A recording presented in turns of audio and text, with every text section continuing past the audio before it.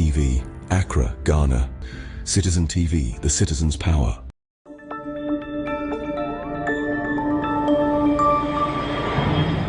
Citizen TV, Accra, Ghana. Citizen TV, the citizen's power.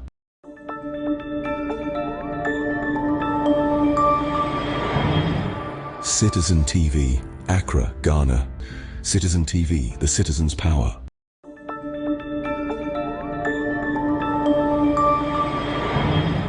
Citizen TV, Accra, Ghana. Citizen TV, the citizen's power.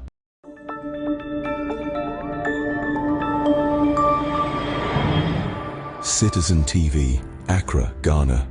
Citizen TV, the citizen's power.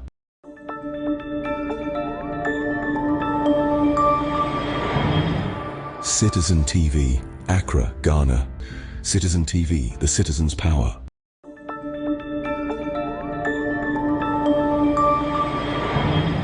Citizen TV, Accra, Ghana. Citizen TV, the citizen's power. That's all. Now, question says, if NDC refuse to arrest these demonic crooks, I'll be confident to believe. I'll believe the statement MPP and NDC are all the same. No, okay, all right. So that is what he wants to communicate. Vivian Upon is here with us on Facebook. David Ohinich JDM should do something to the MPP people. And you best say the Peace Council, the Christian Council, the Islamic Council, the Ghana Police Service true, because when it comes to the internal matters, they are the people mandated to make sure say BBI are right. Here, Greater Accra Regional Commander, a whole family did a press conference that a year or more. This year, one of the ulomos, a wo onimhubi. Bepemene, I adapted some strategy. Oh, young few, young cash. In Tubon say, Asemwa, now I die out. But you see, we know the law. Obiti say, Ajin, Ahin, the regional police commander. Abai Sasa. No, people will make petitions. Some of us will take him personally to court. He will answer to certain things. On your po. Next time, we should do everything to let people know that, look, say, Ataria, you are not superior, neither a human being than we, the citizens or civilians. The civilians, yanyamwa, nipa. When you are done with your job, you too, you become a civilian and head one. So, I mean, that's it. Me pamcho, and JM ama Akufuado emwaye mienu. And many aje won pa.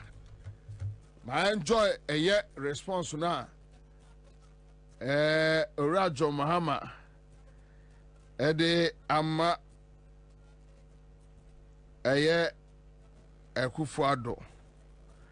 Aye me depa. But who Akufuado there no?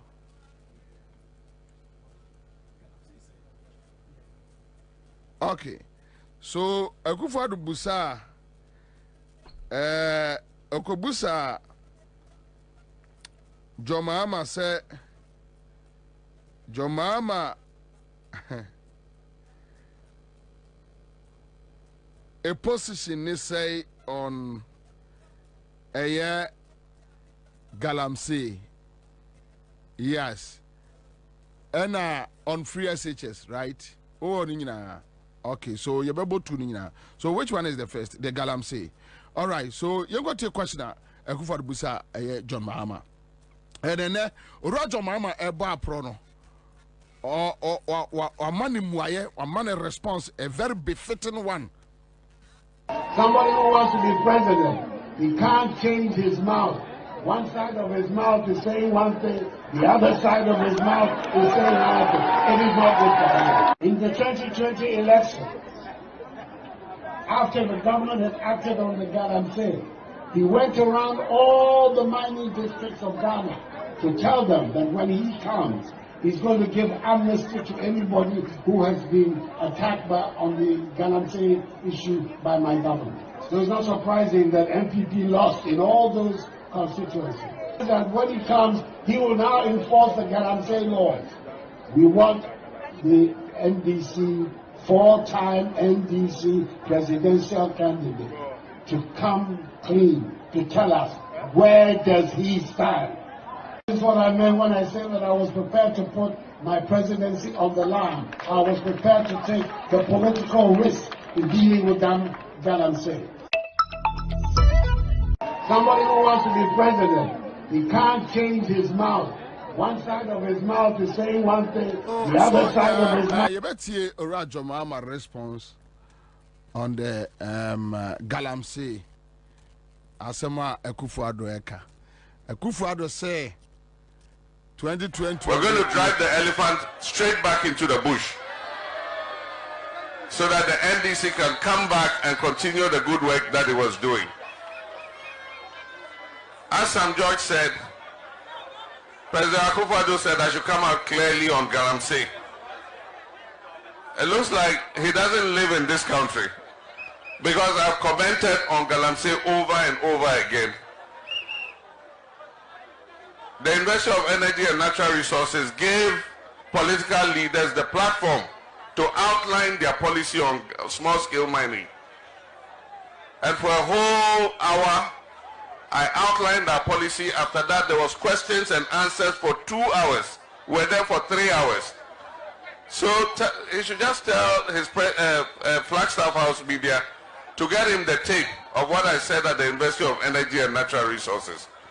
Recently, when I met the clergymen, the Christian community, a part of my speech and the questions and answers was again on galamsey and small-scale mining. And so, I mean, there's a lot that I've said.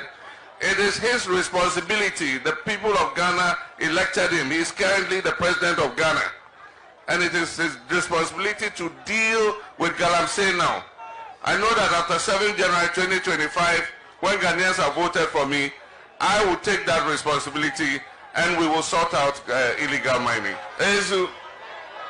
He also asked me, we're going to drive the elephant straight back into the bush so that the NDC can come back and continue the good work that it was doing.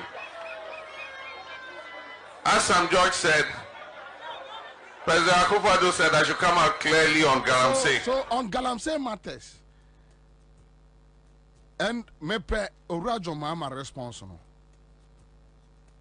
If you are not a lazy president, Akufo-Addo, if you are not a lazy, a reckless, a blockhead guy, Akufo-Addo, so when you be a wajunimu, let your guys go and pick Jomama's tapes and play it for you.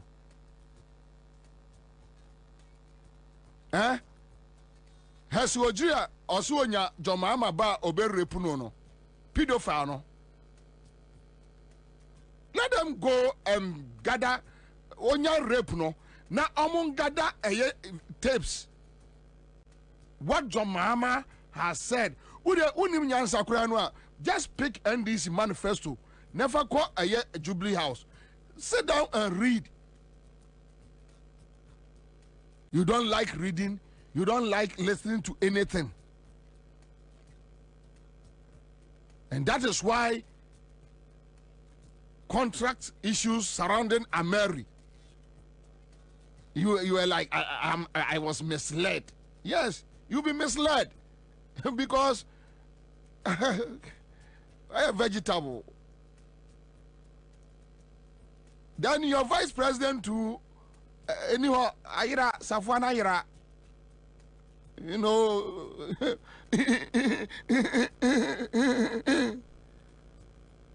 you get it. Anyhow Ayira. So even what Jomama is saying, you know, want it. Unfortunately, Akufo-Addo, Ghana for to aba amount to solve our problems. Now what Jai Ekwakobusa opposition say What's what stands ever want to say? When you tell them they are fools, almost who did do a matter? We spend money on you, Akufo-Addo, Bawumia. We spend our money, me Bobie, me tell you mamudi. Me taxes now they toss you teshe. And this are you, Akufo-Addo, you don't have money to buy even a shoe. You in opposition. The way I now Mobro, ACTA, we saw you guys. We saw you guys. Mere beggars. You don't have anything. So if you enjoy my taxes, and we have elected you, say, or mining how, and that is why you are a manager. You manage our good situations and our bad situations. Now I jai kwa busa opposition. Say na wo so. What you assuming John Mahama and can be about the galamsey? Obi di adwuma bi agya no. John Mahama was in power when you claim you can do it. When you claim ubetumi ahwe o man no so. So we should give you the country.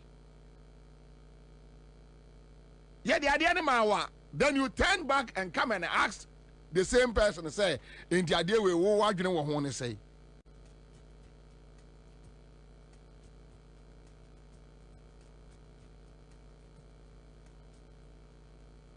That is absolutely foolishness.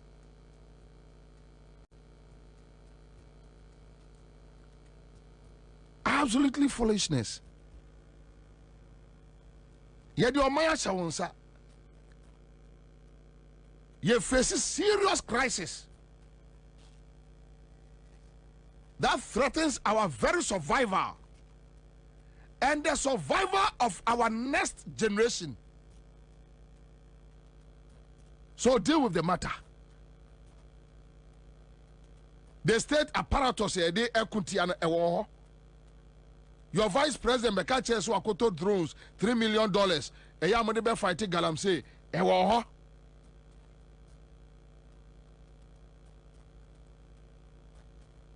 You are the commander-in-chief of the Ghana Armed Forces. The power resides with you.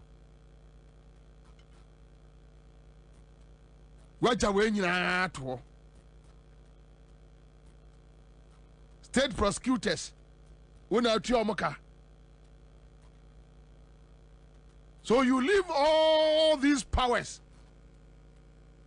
Then you go asking the opposition leader, also so obey day. Or I don't know person ye. I don't know.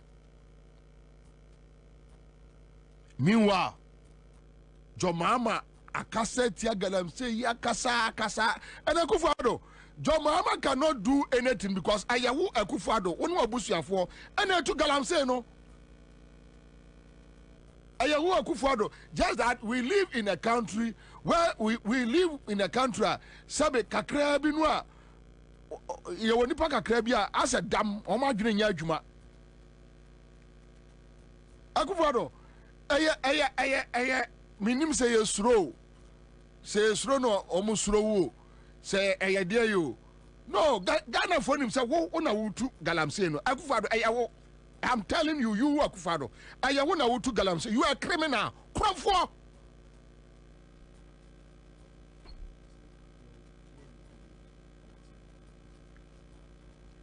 At least if we have like 2 beer here, yeah, just get it for me.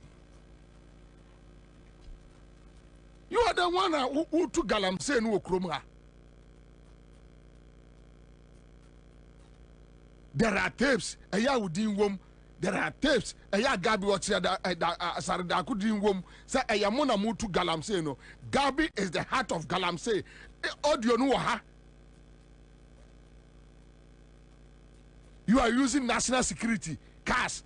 Asuma boys from Jubilee House to Etiwa Forest. Eko mining, illegal mining. Ewo records mu. Ewo ho. Ya no nti ne ma ho te ye e na pom na napon. Transport manager no Jubilee House. Opam no. nana pon or the nana pon ni that is the no nana pon and our pam no I go for the one name say galamsey I want our yes adian why name more Ghana one name say your friend say baumia etu galamsey why name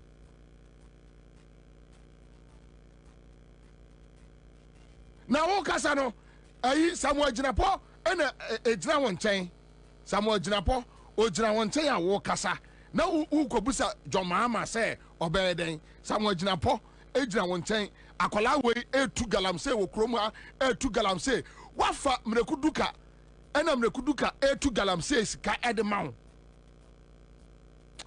akwa we kasa na nipa me tie ne kasa bia na mebuafu because okan kwase asem nko a akufado kasa nkwase asem nko a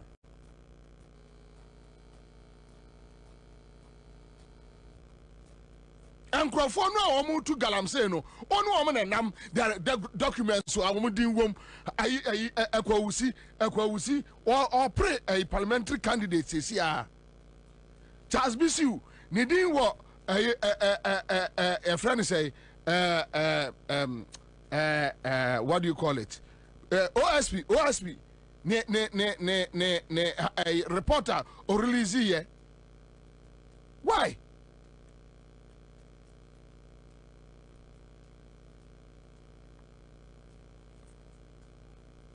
then you the criminal no ajayi kwa kobusi obi say into who position yes on kade when you are using state apparatus edi to galamsey on kade obi nkade boys are omu free Jubilee House eko to galamsey awatiwa eya amochi wo mo eko court eko say tell us eko tell us say enkrofo free eya me presidency eko to galamsey ya chi wo mo no ya jeli wo mo tell us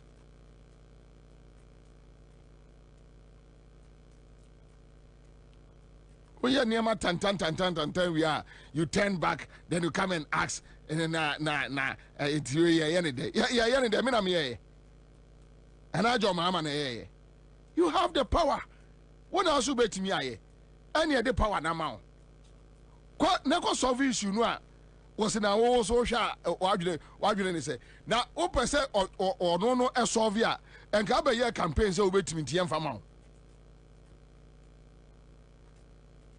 why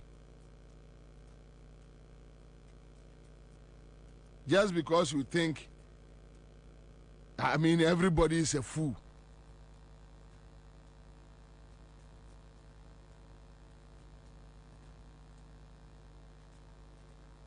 on one point what president the catch say oh mu yusu army another point your own minister eya wonu na yeba omia a chairman on a committee for mines and whatever mrekuduka say a soldier for yemfa soldier for na pam galamsey for but mrekuduka ekwa elections a no afa soldier for adi nachi na soldier for dey do elections yemfa soldier for pam galamsey ye dey soldier for your elections look at this foolish boy mrekuduka very stupid boy yemfa soldier for pam galamsey for but ye dey soldier for ekoye elections etutu okum nipa koko yeta kwansoyem the other soldier for ye otakwansoyem go and check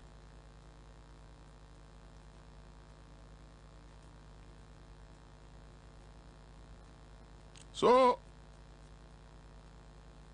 and JM a man responsible pepe kwa ma onkola no a omo ayi ntrumuntu die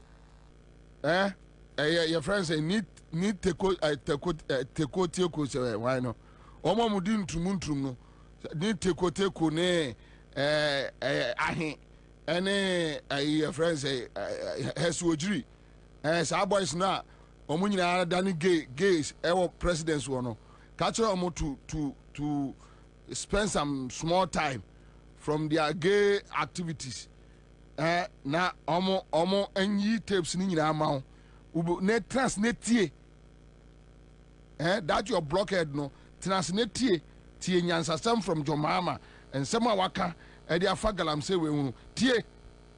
If you can't listen to him, go and get NDC manifesto and read it.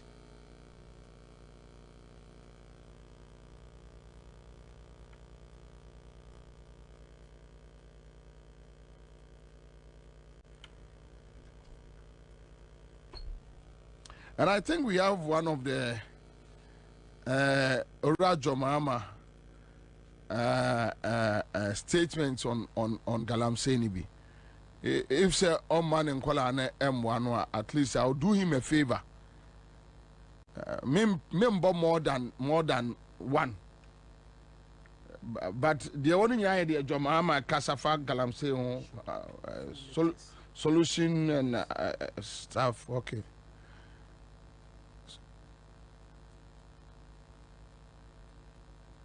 Why ready? Okay. So young go tie. Young go tie. Ora John Mahama on galamsey. Me in this hall. Ladies and gentlemen.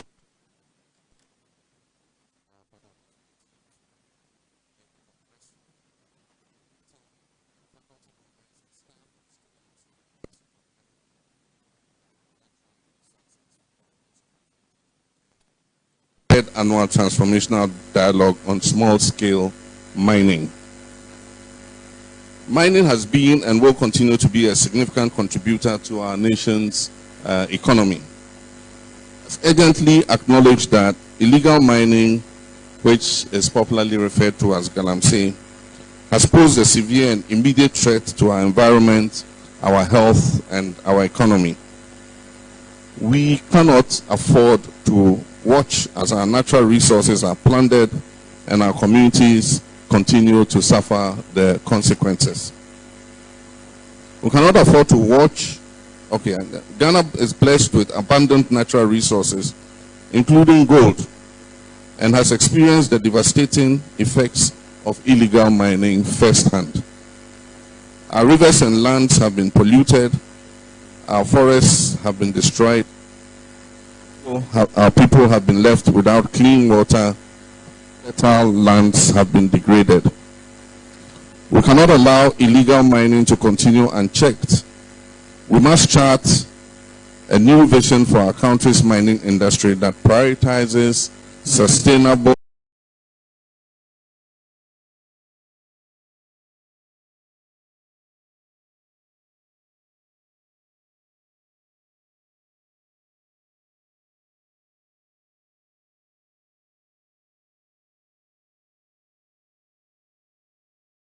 and borrow from. In our own country, we have witnessed the destruction caused by illegal mining in places like the Birim River, the Ankobra, and the Pra rivers. We have seen the devastation caused by illegal mining in many of our forest reserves, including the Etiwa Forest Reserve, which is known to be a home to endangered species and is vital to our country's water supply. We cannot afford to lose these precious natural resources to the greed of a few individuals. Internationally, we've seen the tragic consequences of illegal mining in places like Brazil, where the recent collapse of a dam at an illegal mining site resulted in the loss of hundreds of lives. To address these challenges, we must work together, including all of you, to develop and implement policies that prioritize sustainable mining practices and hold those who engage in illegal mining accountable. This will require a multifaceted approach that includes stricter enforcement of mining laws, increased investment in responsible mining technologies, and enhanced efforts to educate and empower small-scale miners to operate sustainably. We must also prioritize preserving our environment and protecting our natural resources for future generations yet unborn. This means us taking bold steps to rehabilitate and restore areas affected by illegal mining and investing in renewable energy sources to reduce our reliance on traditional mining practices.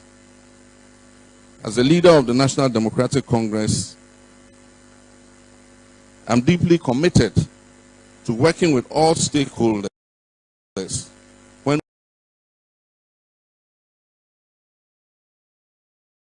we come into government to chart a new vision for our country's mining industry.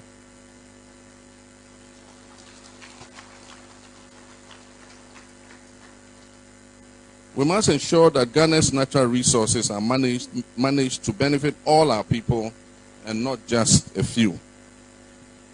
Ladies and gentlemen, Mr. Council Chairman, the small-scale mining sector plays a significant role in our economy and provides livelihoods for millions of our people and is contributing to the development of our nation. It has been both a bedrock of livelihood for many and a source of considerable environmental and safety concerns, as well as concern about illegal mining activities. Today, the sector stands at the crossroads, and the decisions we make or fail to make and the actions we take or fail to take will determine its role in our nation's future. As a nation, we cannot fail to recognize the significant contribution of small-scale mining to our economy. And as I said, it's estimated to provide employment to over 1 million Ghanaians and serves as a crucial source of income in many of our rural areas. However, the environmental impact of unregulated mining activities has been profound, negatively affecting our water bodies, our lands, and our forests. I'm dedicated to supporting the transformation of small-scale mining, and my vision in this regard is very clear. The NDC, which I lead, will aim to reform small-scale mining into a better regulated, environmentally responsible, and economically viable sector. You'll all agree with me, ladies and gentlemen, that we can develop the sector into one that contributes to our economy in a sustainable manner while respecting our environmental heritage. Over the past 7 years, small-scale miners in this country have endured enough government mishandling of the sector, such as equipment confiscation, burning of excavators, and in some cases, the loss of lives of innocent Ghanaians. Ladies and gentlemen, let me share with you a few of what I intend to do in this sector. That is some key policy proposals and initiatives we will implement to help us achieve what should be a sustainable, responsible, and prosperous small-scale internet. But kakra wotie no Urajo Mahama even say Kufuor say wonte hwe a John Mahama akyere how galamsey essay yensu essay ye kwaye threaten ye future generation was want at least want John Mahama a more solution that will be creating mining offices across all districts. Sebeya local level no, we can deal with that illegal mining menace. You know also want it. We could do baby na ofre or no baba bibusa no.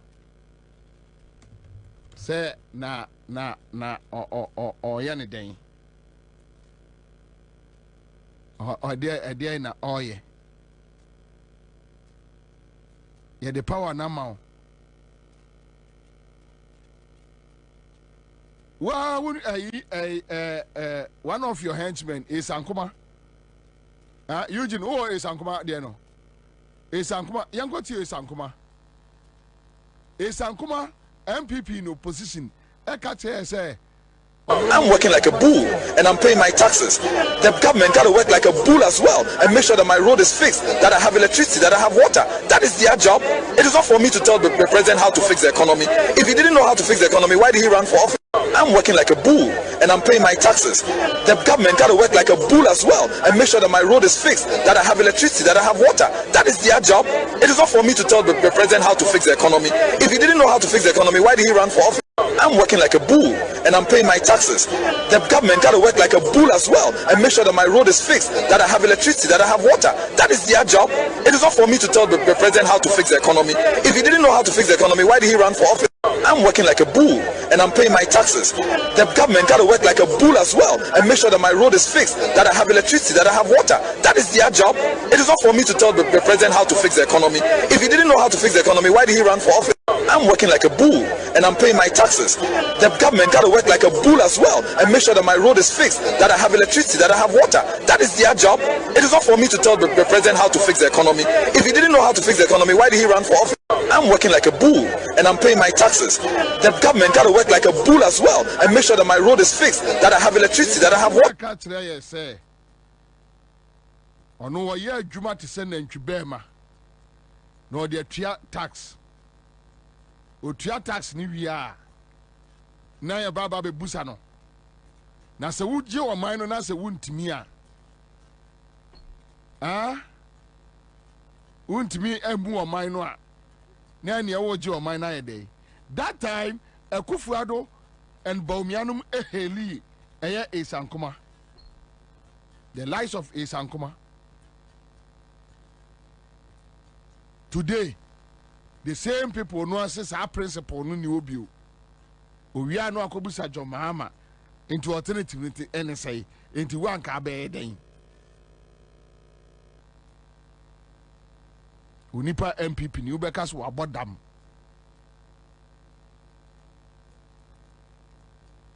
The principles not ombe preaching no. When it suits them, they preach it.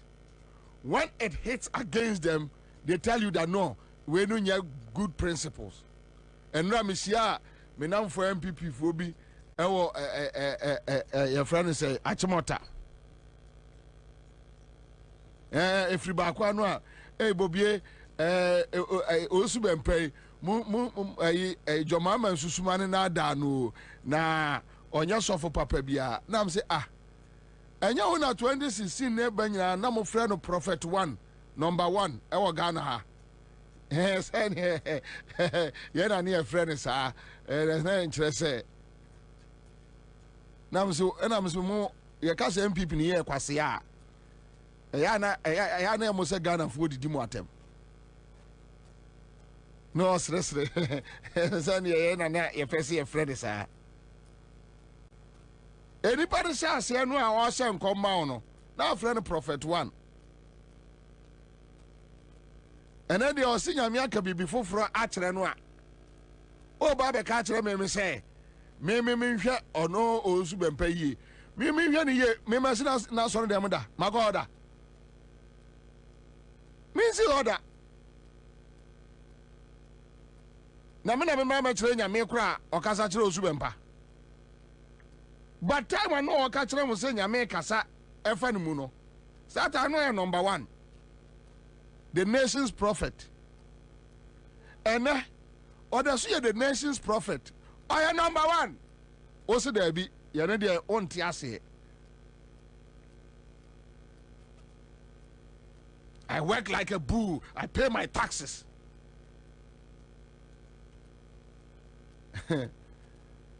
No more badges, ye, it's Ankuma no more being. And now near people need as I know Busal say, anything Kabe day alternative say. Then you have a Kufad way following the same stupid argument. John Mahama should come and tell us. John Mahama Mekade, assuming said John Mahama Cranko and Kasa Fagalam say one, and so what? And so what? Assuming said John Mahama wan Kasa fa galamsey one, and so what? Under your tenure, just do what you can do. Let us know what you are doing about this, illegal. But you see, their point is a Kufado. Ayawo and a wutu galamsey no. Wo on a kingpin, the leader. And I know now Nico Santibe dear to now say you could see Al Jazeera and now you could see way and when you go say international world no ena ye kosi Al Jazeera ena ye kwakọ yesi ena fete utimi kosi wo mo wada ne local champion ena otetagu ma so oni etia na atetagu ye so fa kwa Al Jazeera ho se nke Accra FM ne boss ade no a enko asoma onkwase afu yasare so pretend asare jimi no a headquarters no na no mo ni abre o mo den kwa Al Jazeera ho kono mo ntwe maso ko on bo udi no ko kono mo ntwe sa maso no ko on free SHS and your mama man is simple a friend say a response was say yeah oda ho no oda sa antino free SHS no free SHS no. Okay, all right. So let's do it quick, please. Now me end no. What done na ho? Debi awada, kabo amremu awada, bibi awada. We to fake akra bia wada. To obi ka asem I want it. This is your mama asem waka afa free SHS so. Meanwhile, wo akufado, wa commend eye John Mahama on free SHS. Which is on record. Wow, in opposition. No, I see a jai for politics in tea. Ye busao dollar to a CD free SHS. Ye busao a friend say port charges free SHS. Ye busao taxes on beverages free SHS. Ye busao fuel price free SHS. Ye busao a light any water bill and a boy day free SHS. Ye busao cost of living free SHS. Ye busao a high cost of food free SHS. Be busao be free SHS. Oh no, we're going to review it. What kind of review? To cancel it? And then we heard that not we're going to review, but we're going to improve it. 2 or 3 different statements. Yeah? I think all of us should ask the leader of the opposition, the presidential candidate, the 4-time presidential candidate.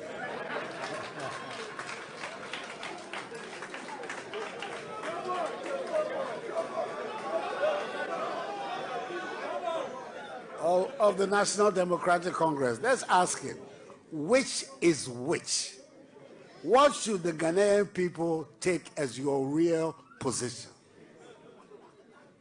Because this chopping and changing is a very difficult thing for some of us to understand. What should we believe?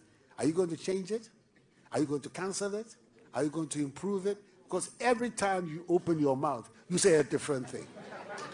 I don't think a man who talks like that, who wants the supreme office of our country, is somebody who can be trusted. 2 or 3 different statements. What kind of review? To cancel it? And then we heard that not we're going to review, but we're going to improve it. 2 or 3 different statements. Yeah?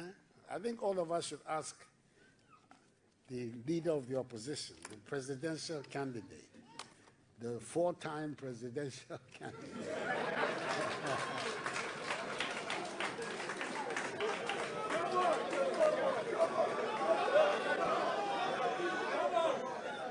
of the National Democratic Congress. Let's ask him, which is which?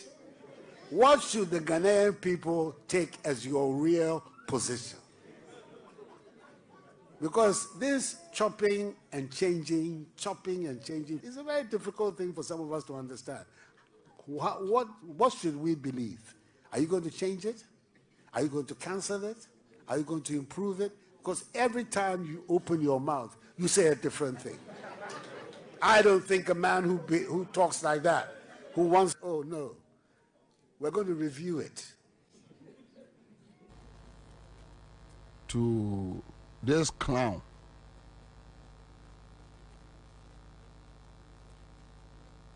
very simple. He also asked me to come out clearly on my policy on free SHS. Again, he's not in this country or he has been sleeping, because I have made it clear that there are implementational problems with the free SHS. One, there's no dedicated funding. Two, parents are not happy with the double track. Three, the quality of food the children are giving is not good. And so I've said that NDC is going to come and fix these three things.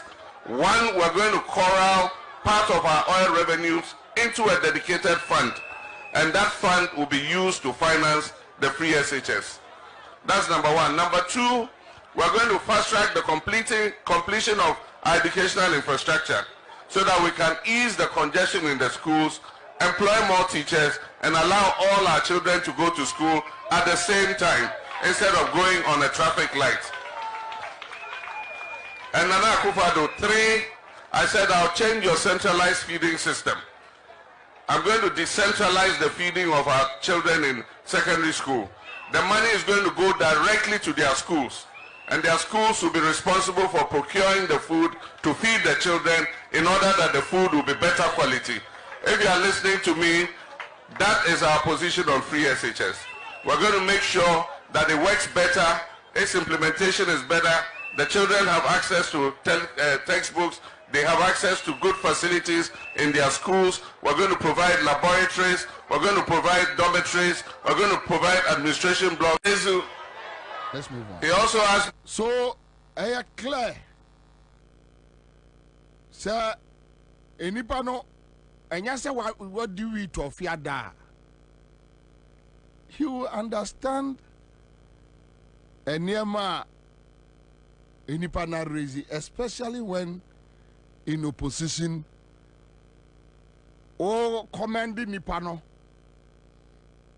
for foundation or the ma a free SHS. Your mama are raising issues about funding. So the implementation and another issue. I want to approach no. My main chamo, this young guy here, wait, a school no they say. Oh, send me a throw my ego. Anyway, that's fine. But me tell school ni akola bia. O share duane a omo eye di. Say eye school fua. Be shock you.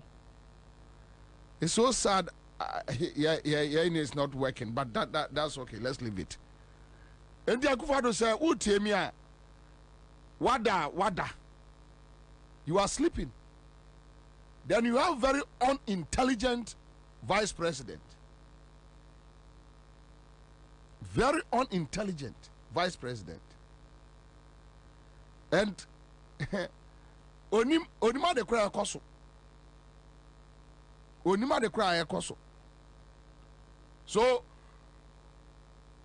at the end of the day, you can say free SHS no. When your economy is down,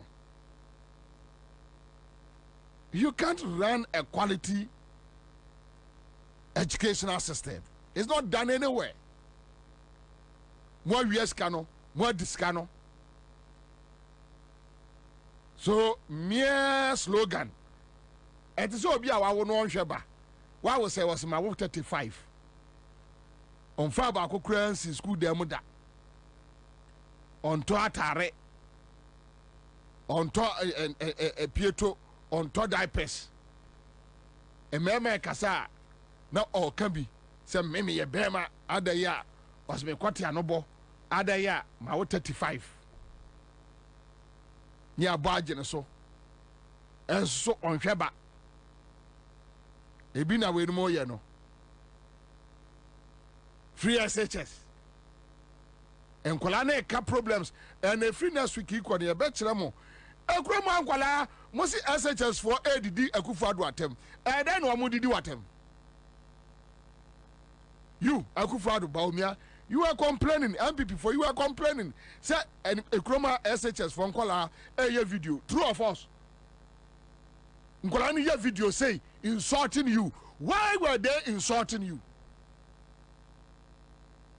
If some come you happy, na me na NDC na NDC no ano show omo sometimes na reho. Some jamfi some videos we nyina ho amobetumi compile de akere wo mo. O ka no maka cho se na de o compile enye yi. O compile enye yi. O ko elections no me no na ko e. O ko ji yi ni se obetumi aye no. Me no na ko je ye. Me dem be support na we win elections. Nanka mom compiling in your fan mo the way the SHS in Kodano are so aggrieved, angry about this at the time or mama nipa enya sumbuno. Fuel prices, free SHS. Ubusaya, free SHS. Ubusa Dokuna, free SHS. Ubusa Mangwa, free SHS. But Orajo Mama made the area over and crying or bar pro. The way all corner, you need John responses no we why there for kakraka home. Ma inkin kom osa se keka say bi kire wo mo and komo jan kwase asem keka no. Ujina Samuel Abujina Ponche na ubusa John Mama galamsey question. Nyanka de ojina okura kire ye no jina wo no. Ka otwa ne woni anu abusa nse abu enti ayi galamsey akwala wu tu se ye enti ye. Nenke ho no mwadi nkomo mpanimfu anim na yahu abu no adwuma na wo ye nyon no ye ma no. Aha. Wutwam wuyi wani free no so da ko busa John Mama question. Isankuma kache say no yeah you like a boo and no the tier taxes in this say no nya ne ho na obi bepe solution and am born my boss say ye ka your friend say civil societies any activists for Isankuma ye number 1. Today you are asking us and no more opposition so almost some bad. Anyway, my main Ghana for say Belakwa Healing Together Vigil Alliance Française 31st October 2024. One for one yimbia. One more abeye jumede be a friend group mental health talk.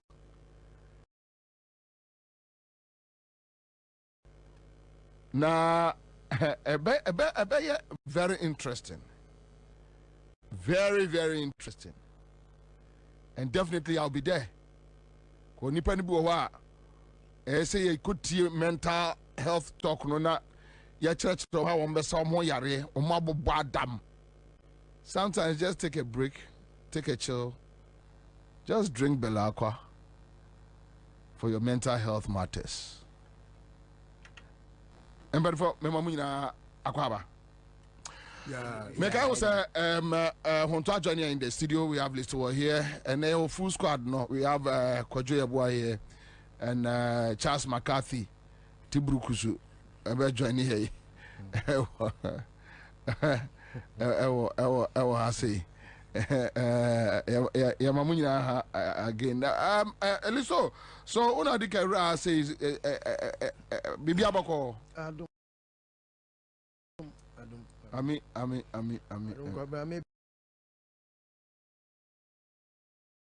You were very loud also out there when me drew traffic in Moaja, as usual.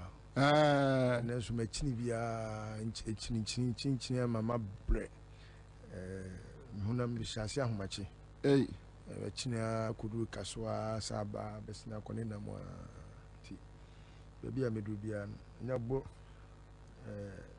You say adjacencies no so can bought before the show in terms of adverts no can remember the price now cut twice or quadruple the price because people liked to listen to it and then some of the points were adjacency programs and I was say marketing management so I mean I'm a marketing manager can I'm an because They will make 2 months twice the price. And Ghana. Because I'm a food tip.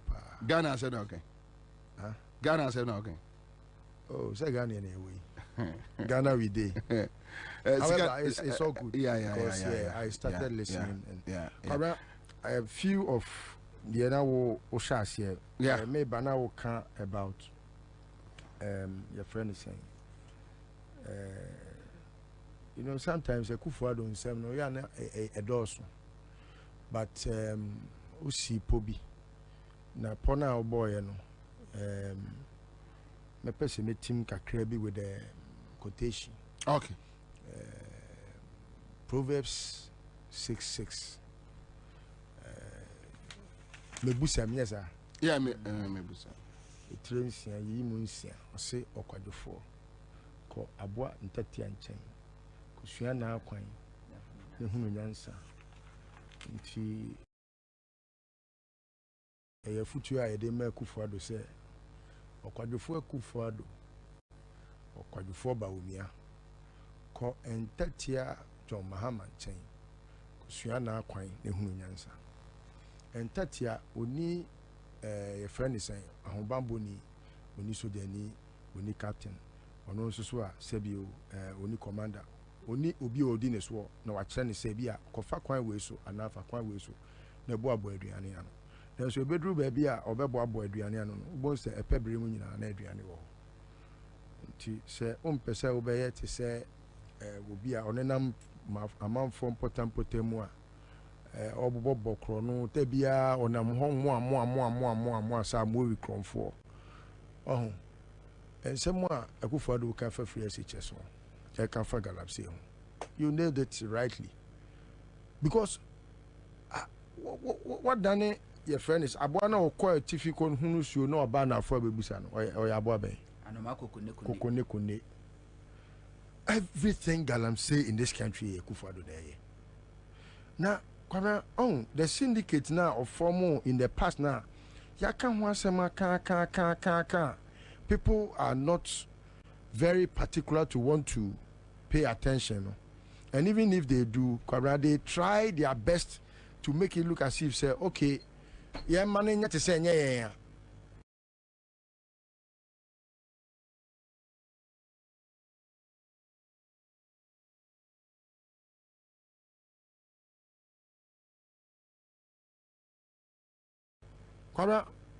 This syndicate has a software. Don't you know media practitioners are among galamsey site? Me say bi kra de credit Japan court so mabomudin. Oh. And they have become the albatross on the neck of many. And now how does this make sense to say Obi Abwa Domano egu galamsey site, knowing that everything community mining is illegal. Now, obeying the home. Aye community mining. Wabra wajit 2 years free and conform sem. Unim say when he began fighting galamsey, he started from omo galano no side course small scale miners. Okay, yeah.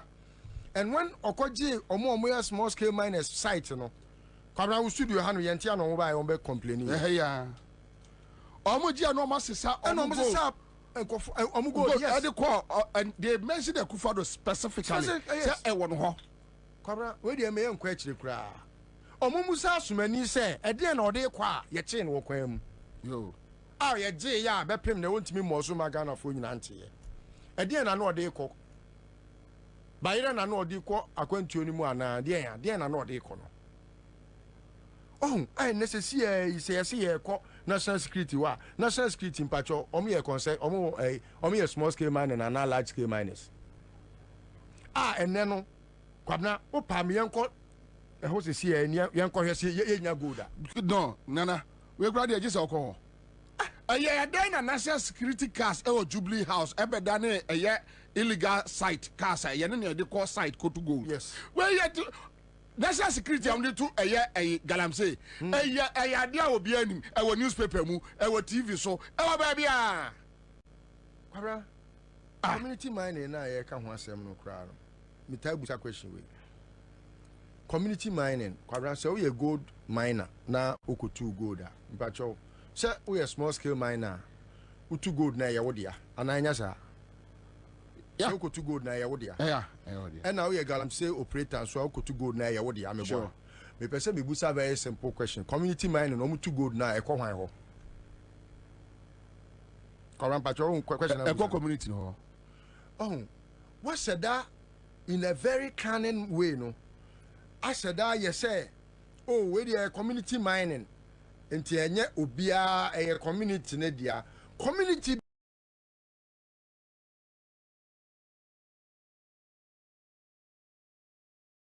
bia ni won so a omon nkofo anetu sa gold no what's the sound nkofo free baby e de ombegu takwa etu takwa for gold age nkofo achinchim omon sa ajeje omon concession the we are see anu akwa gina baby ena ekufo do akofra soldier for so omon kuntia galamsey yente ga na harum no ko sa soldier for ko tu ese omon ko akopam omon tu galamsey a wodo omon ko bo imperial mining ho ban asu sasare don ko wontimi nkonkoye your friend is saying documentary no only free ne Facebook page am so mo on site bi akura bio we na ye wa so for Ghana ye wo imamfo ye wo ahemfo penifo we nyina te Ghana ha no mu wi a no ma ba ba ye ne te se de ye Ghana fo bi e no ma boabo mo ho e na edi sa e no ewo enfuom ana se kwayem ana ensuo ho e no mu to gold munnim no kre no mun pese mbeka emre bi yente ana ohene be ka che se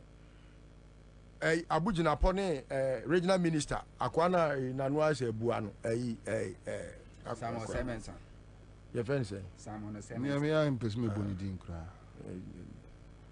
I can't regional minister akwana no didin say ntafo odidin ntafo atem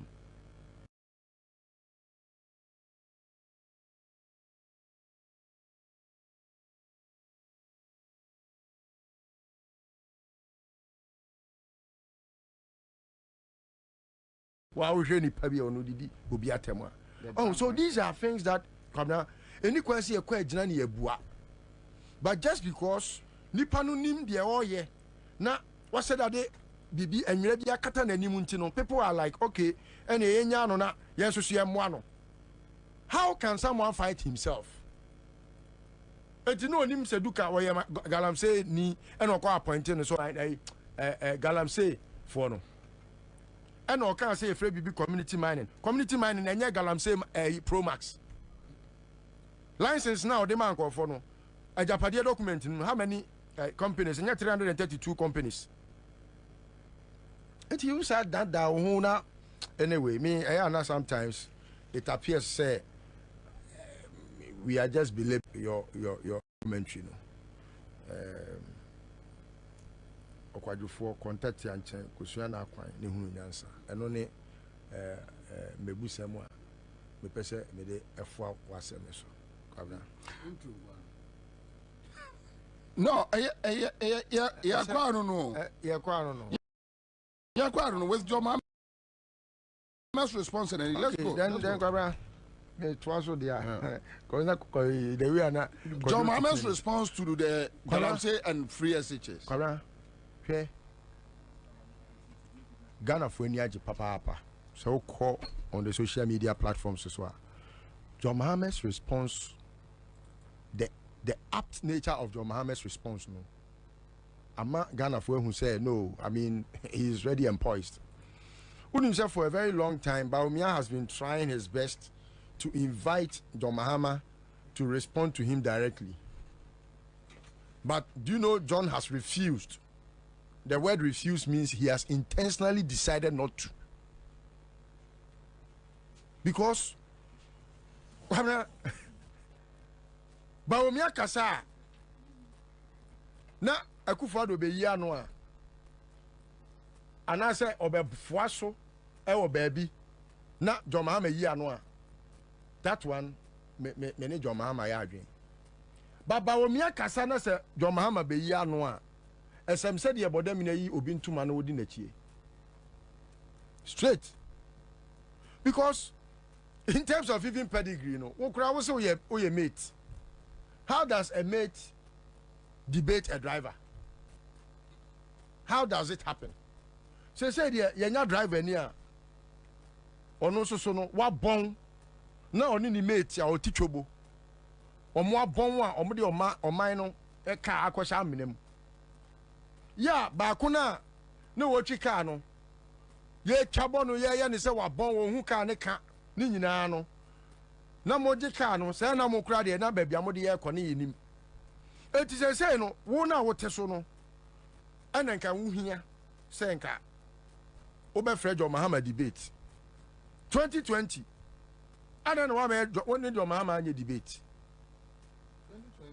2020 2016 oka che jo Muhammad say economy no onko saba that time no o campaign no aduru saba no so nkrofo won saba na e pejo Muhammad debate enyo no ba omia na eso be debate no onko abuso kan no ne abuso kan. Yes, that's what he told you.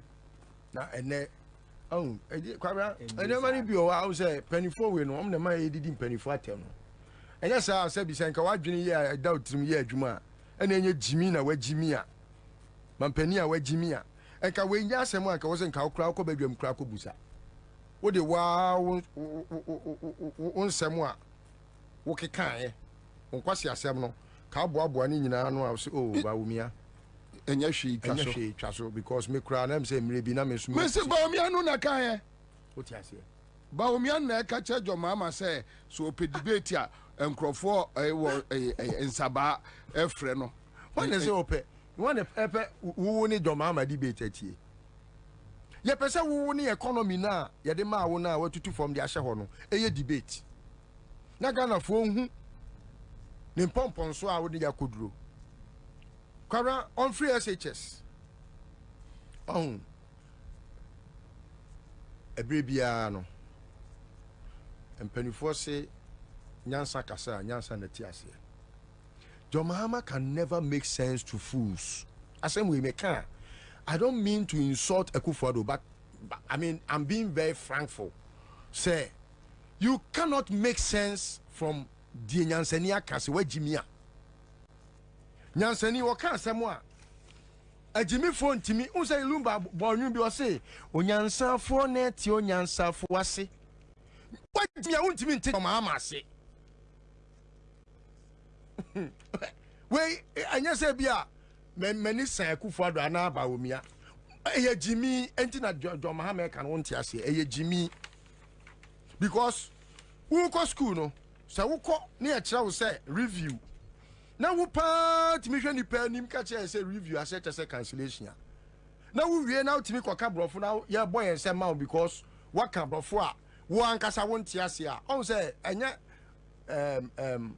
kwabra eloquence and person me twi eloquence but your intelligence ana no wano na wo enti say wano ate na wano awo na se bi udi ekase utimi ka sabu be ana se utimi ka kasakwa utimi eka anwensem na yede ukogina bedwam na ebia wo ye chiame ohene chiame na wano awo enti bia utimi ka sabu be ampacho ne chese unim nyansa ajimi fo nyina atimi ye bi metimi de wakwa ahemfie bi mu obi wo ho wajimi pa so na no wo awo no bebrebe ye obi wo ho no ma brofo kra wo ka no o ka say de obusa ne se brofo na kan na se kyese a ohu on chro kra on timi chro obi wo no obetimi akan bibia e wo bukumu bia ne daily si o fa obetimi akan kan bibia newscasters kra ntimi ma anchors na wo radios ne TV so no o mo ma but obusa ne sa de na wo kan ye na se kyese a ohu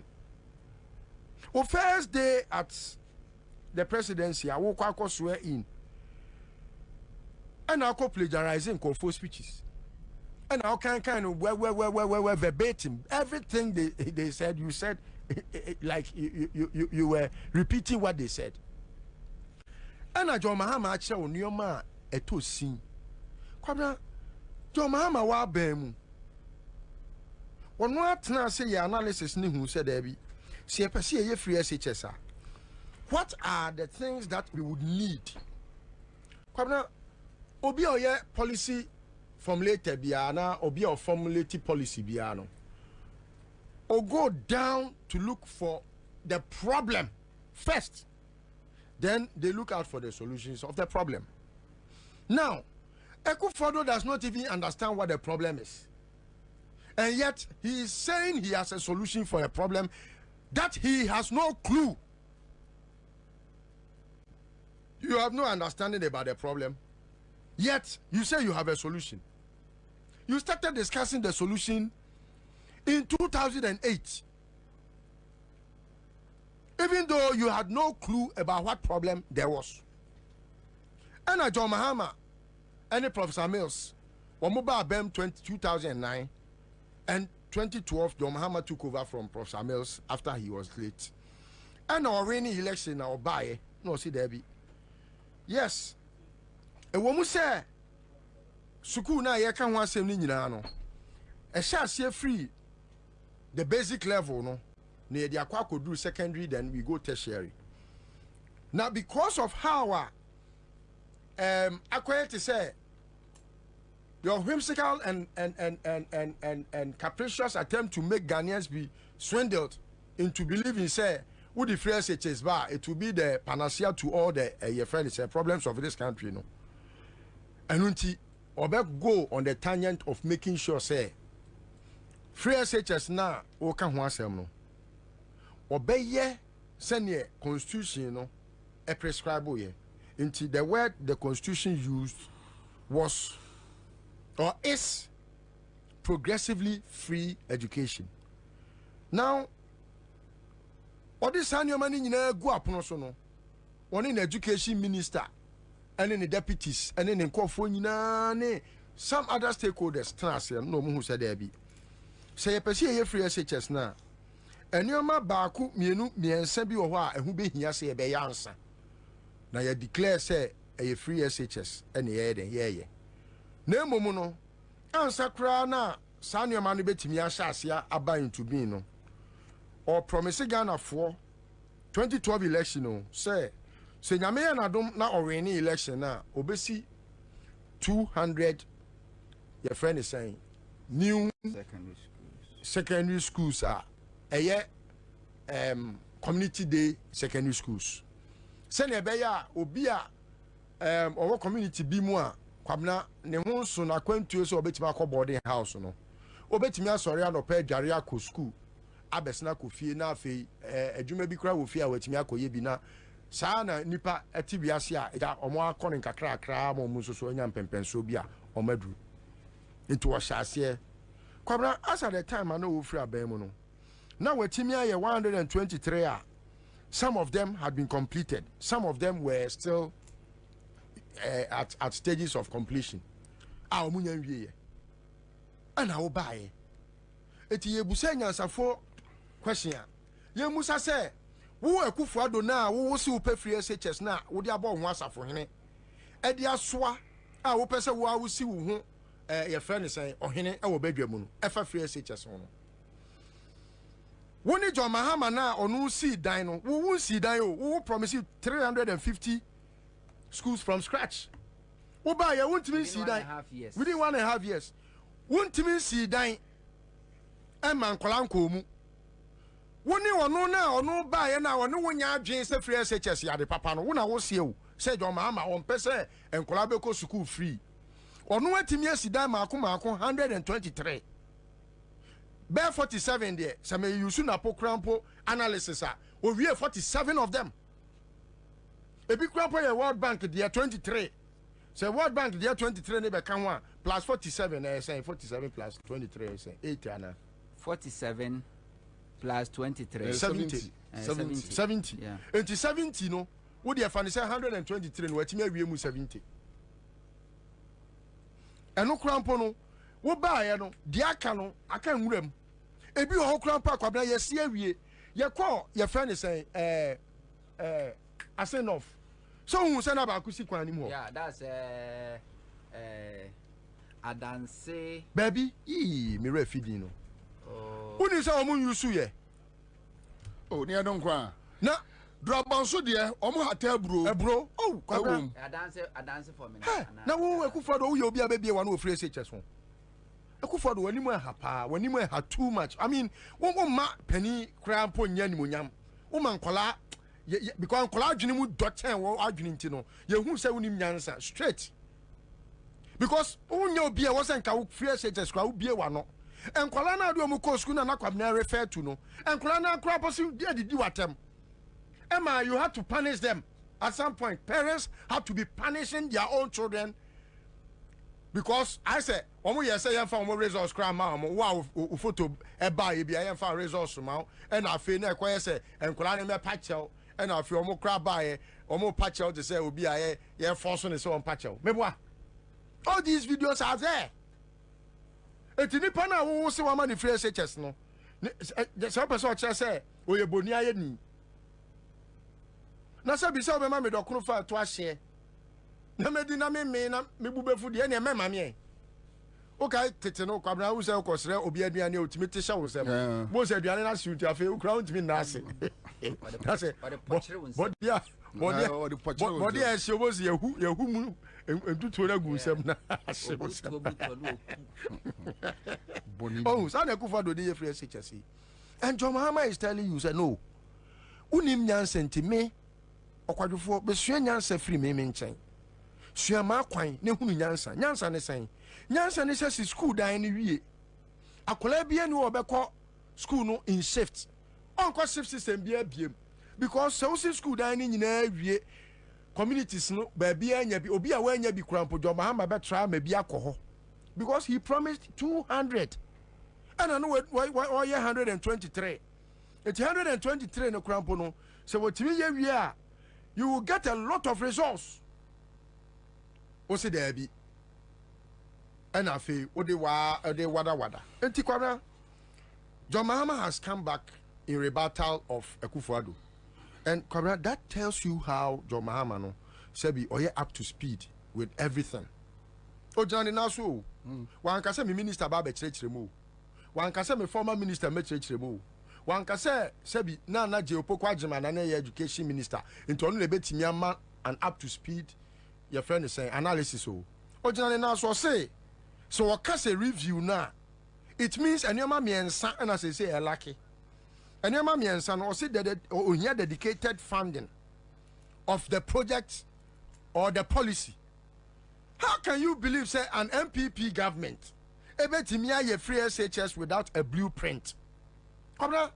That is the only reason why Omoye and your money so shaddily.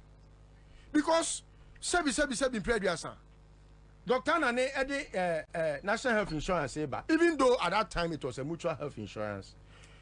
There was a blueprint. I beg guide you all the way to how the policy will be implemented.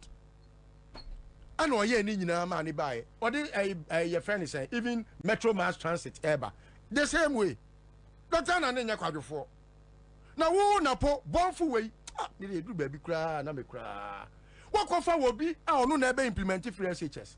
Na po we ya wo kofa ne so oye wo education minister yi. Adia pa na po betimi a kire say okay na ye free stage 1 a yebeko stage 2 stage 3 a yebeko stage 4. Matna abamu enfie nwotwe. Enfie nwotwe o kwabra mo antimi asi school dan. Mo kra na mo be promise ye say shift system will be over soon. Is that not so? Also, one system. Sometimes on. Na wakwenya obi ti say aduchum. Na aduchum no kra de edu baby am say na poni nyansa chen no. Because me wo sorry education ho. After say on na pokun wie ya. And no be ye. Wo say aduchum. Because me wunyansa bi ewom say we ni mo makon han radio stations ni TV stations and I sorry I know my bo oh free SHS Akufo-Addo this free SHS aba oh na oni awo 40 ho na se kwabna oba wo SHS na sebi ye boss advert na the responses of your friend is ahofo no and a child say and can yes and Akufo-Addo first election after free SHS implementation, would you have lost that many votes? To the extent say you have to even go and rake to become the president. And you know, Medima Nusi, John Mahama how parents are not happy with a double track system. wasaka how the quality of services in terms of even food out the man kwala no time what say baby obenya funding free because sebi Tommy ready nyum o si wonya sika asie bi eboa o sie sika ni bi no kwabna e na wo ba ya stabilization fund wa bedie wo de wo fa bi nsie o ono that fund credit kakro timi de koje bosia into 2035 ansa na yetwe awie wei opani a onua kube okoka se o manyini dodo medua enso na manya bi ate nyansa ni ho anyansa fo ntunifo eja won penyansa ni adamfo nkwasiafo nko na etwa ne ho ahia eti John Mahama ko gina ne naso yi we ani si mampo se nyansa no na meka che wo okwadwofo se ko unua intact nyansa ni John Mahama ho ko sua na kwan na hunu ni nyansa ya wodi bu man mfie 9.54 billion hwene o ma waye wo waje bosia sen uhu ade kotokompo na ade crash Merci about back to you live at 100.5 Citizen Show and Kwame, I don't know. Say a bit to me about school nino anka. I'll be glad. We are having challenges, but we have a lot to show today. Simon Oko is here with us on Facebook. Kumapi Jr. and Vivian Opon is here. Kofi Simon. Still the same issues.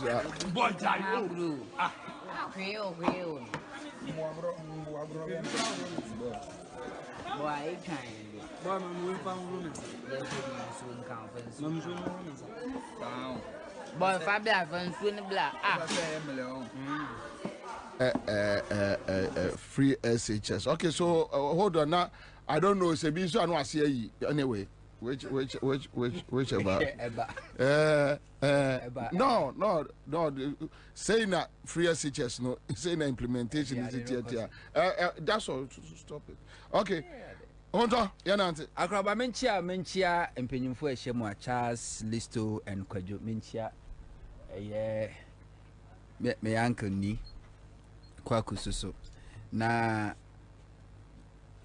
yenua baba kwa send a message from Katamanso, that's Bon Katamanso princess or say what she Listo Kwadwo and no momo hanyina and that's the message so some kra okomo emu na what's what in can see me so why me phone bro mine today I am the phone actually one when pem 17 ko pass me ram me share me na do ka wi any abrin na ba Akufuado, you see Akufuado free say we try enso na wie enti ene wo ka kire chichi ana oden chemse na no po at least Ghana for ayedin ahwe na modin nsamfo awie oko and they say no that so obekafun obedi Mahama ho few say Mahama a 4-time presidential candidate 4 times in Ifreniva now who Akufuado from 2012 2016 4 times who Akufuado Akufuado 4 times who Akufuado 2008 2012 2016 and afei 2020 Akufuado kosroba for mo a Mahama etna akunya no so ansa na betena bie Uga guy knew sebio omrento asem ya kaka bensem awuhu sem nsamfo a wudi nyina no Mahama tena akunya no so ansa na betena so ukosro ba for Mahama di wani mo Ghana manwosemu ye wo wona Mahama sabre kwa mnya sure se na ma mia fafuru Mahama beto wasasi so enso Mahama Ghana ni wiase nyina nim se ye panyansafo a ede adwene nyansa bu man a ye Mahama and Akufuado be president and a report about say wiase nyina o kan o man a agimifo mpa Ghana etoso 8 because omo here president omo here vice president that's the qualification MPP supporters yes MPP supporters na omo man nya Kwame Nkrumah ebedi Ghana so te say ye ka se Ghana IQ ye low IQ Mills Mahama Kufuor ene omunyina ote ebedru so no ene hwe Kufuor yo nitifo That's the difference. Kufo unity for. Ebedru so no. Omo hwe Ghana pa se oman a Africa nyina ye ne ehrema obi anya bi fa hudi ahodo ama ahodo so nya ye wa abibimemu ye Ghana ye ne ridi Kwame Nkrumah ene na ye hwe so de ma obi a no mo yese na Ghana timi atete abesem se mo obi ti se Akufo-Addo enso timi aba be yo mampani a ade ntom ka je se you will like you because omo se sa nipa simesiwe on se no mfata unu vice president nyina and to power there to phone na kan dia wo kana wonim aka 2-3 months 3 months gradoso na president no abe former president na ubehu se yebetima tena Ghana ha me ye no Akufo de yebetimi no atena Ghana ha mini wanka by this time ehwe ba bia metu akotena so okra de waka se okọ retirement a wontena ha okọ akotena abrochire fine na mum Ghana pa de entimi no wontena ha say Mahama enkas de obeye e de afa galamsey ho Baumia pese odi beti Mahama and it's Mahama running away. Mahama will run away. Mahama is not running away. Mahama or avoid it. So obi mfa fi man mekano ho. Baumia no so ne Mahama. Mahama no ye communicator ebe vice president kwana kwa Ghana economic indices na 2 cedi $2 inflation is single digit. Ghana's economy was rated as was the fastest growing economy in the world. Mahama Sano Juma as a vice president no a communicator and oko for 2G pokpo gbiri we betina as a vice president. And onka economy ho asem 2G exchange rate ye $2 17 cedis 16 cedis inflation timi koya could do 54 and na kura na also waje ni din no is still over 20% inflation. Mahama elivi economy na ni rate ni so unique strong and uba abemu January March and akwaji 2.25 billion templating bond and akwaji bedi uba abam no almost every 3 months bia na ko euro bond eko raise bond eba bedi na the bi ye kenke party na wudi ewo Ghana ha and na uja ho akono bisa ho say musuo kranka Ghana na Baumia embe president se Baumia be president a ba first be na ade ato ho no mu a obetime gina so kra de akobo besia e de aba be hwe o man Ghana ewo ha ebi ni ho enti o de ho ba beto to Mahama wontimi mfa won to Mahama e ma ne nyeye na se de wo kaaye no se Akufo-Addo so ya adwuma unya adwuma kra na Ghana fo nya gidie to aba ma mu na mo kase na vote difference ni over 1 million. Oba transfer so you free SHS ni nyina wie Ghana for koto aba upon the wie mu nyina no e wo say about 500,000 and e kire oba bia wani kire enti mayem Akufo-Addo mo mfa no to Mahama ho kra o ka say Mahama de no be de fa galamsey Mahama etiso no na Ghana for to galamsey o Mahama mampin na Ghana for to galamsey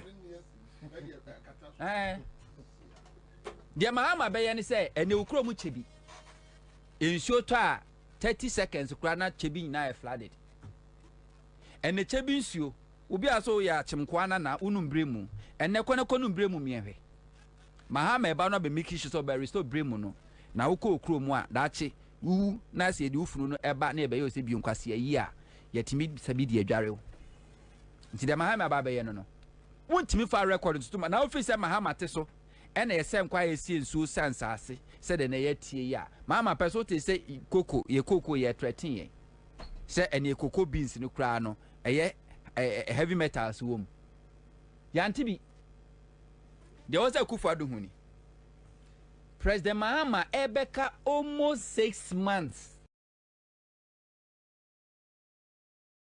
to election 2016 na Mahama nya bre kra na watimi commission ni ama everywhere Mahama ko bia no or kwa no commission until the late Sir John may he so rest in hell or kase mahama wana mo asisa pickers any apostle ogu ni kan baby na bia no commission yama yes because no ye jumama ministers assemblymen DCs and MCs no mo commission yama woti wakunya so aso akunya dia to VAT ma wodi chini no mumi say kufu ado say dia no commission kwan be no wi a okwa commission school da na wawie na wo commission away market no away airport na wawie na wo commission away hospital no away himfa enti ntimi mfa won toto mahama e ma ne nyeye but na me penifo ho ntimi mfa masem nko me de masem ba eye the electoral commission you want to person spending much of my time any discussion we want to make sure we follow sequentially with our discussion and to say me time na ma is it guarantee say me nya dia na me toaso and say issues about if you want to talk about the person what say me person me spending more time on the electoral commission but if it is guarantee say me nya me time no hold on you breaking a discussion into two you ntimi mfama when mama me shim it be distort no me toase o ti the maker no yamfa ne say more 10 minutes they say makasa 2 minutes aka 8 and I'm person me reserve that 8 minutes no and the second round is me nya 5 minutes 75 ka 8 no am 13 so for those only asem ka let's move on no asem ka but the person say issues no the person me say on say the same issue nipa 4 uni obi adwumu agra obi ebe fa okay say minimo obi adwumu de na aluta continue okay all right Kojo akwaba mejo suminia Chaze akwaba boko de nyebo anyway so crowd ni kwase mbusa say boko Kojo kabra ya nante ya me da semfa kwanye James response ya bebe James obi on mpanimfo nchakese nkomo mo ene campaign na ye de make kakra metima ka chese se na ni die na obu a so na adwene se obe ansa nkrofo a ntwi mu ahwe beka de enka we answer sabi mu sabi nya adon kwase afo a we answer na de wo botaye si wani so no kwabra na went me anyere anka me I remember when Jake anyway 17 year collection you kokodru kuma say na year collection 17 wo I asema catch and so nkoko kan ko wan kan intim sentino ajiba bi o 10 regions we na 5 minutes aso say stop ye you see from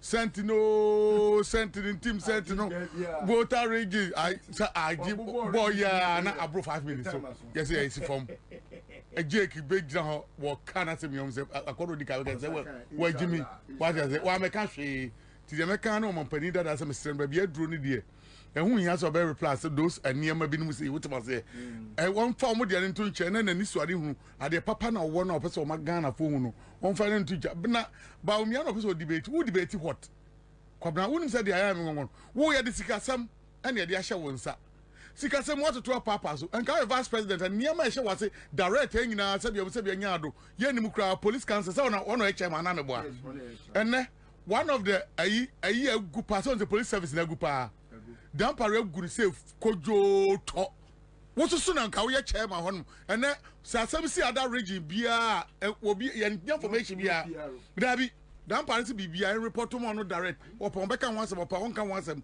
wo ti was a vice president she wase sebia mu sebia nya tibo nko so vice president wo nwini sa niam we hu ene nkrofo ewu other regions nyina nsem esi nyina e ma bontie o because of yentimi mo first ka wutie akra from news one of the best both of my Frebia other regions no busa de ekoso na nipa no kasama region no bekasa kama ni atimu bibia de ekoso region no satam boni bia besi bia wote ene kwabna wutimi di boni wo ba bia gi say report ma dampare ho wo na wo hwe so as a vice president wo nam na wo so ti popo sekuti pomponi adwin papa bia hye da ni tinim wote ase sekuti pomponi tadua ho a oni ti bom saa wo se me ti kura nyansa nim etu adbe bom saa na wo de na koye ena wo de boduam yamfa no nto nche Ghana sikasem nyina wo ne de ahye wonsa kwabra di sikasem ya hye wonsa ma ye nyina enim se wo ba de ne enim se wo ba de a domama de se de tiewu sa tam yeso so tiewu apre agimifuo yeso edi nachi alisa hotel timi de ekọ e man to timi de kọ be 4 times